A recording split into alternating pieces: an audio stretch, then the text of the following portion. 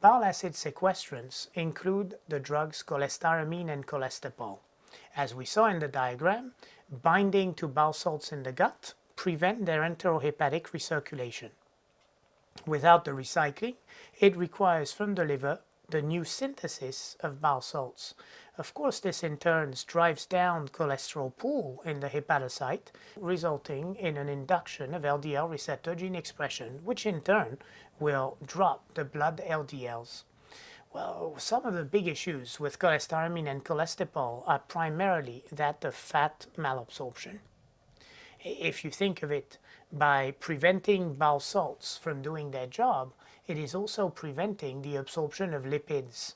And amongst the lipids, you could think of all the lipid-soluble vitamins that are required from our diet. This is why cholestyramine and cholesterol have often been used by board question for the potential of causing vitamin K deficiencies. There's no doubt you could also work with vitamin A, vitamin D, vitamin E, and any other essential lipids. For that matter, GI disturbances such as steatorrhea are to be expected from drugs that cause fat malabsorption. It is also for sure that any drug that is taken orally will be affected by cholestyramine and cholesterol. After all, it is the lipid-soluble fraction of a drug given orally that we absorb and bring into our body. This requires the complexation of the drug by bile salts. However, there is another side effect to mention here, which is that of increasing VLDL and triglycerides, therefore the contraindication of these medications in hypertriglyceridemia.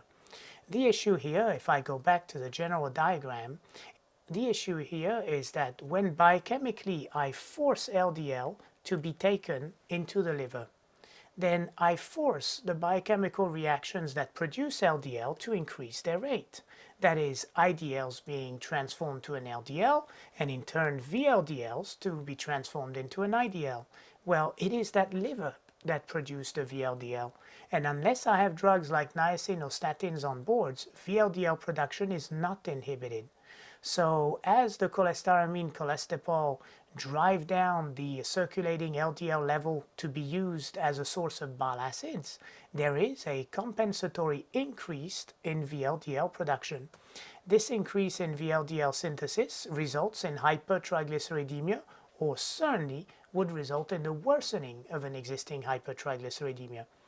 Well, in context, this means that whereas a statin can be used in combined hyperlipidemia, cholestyramine and cholesterol can only be used in pure hypercholesterolemia.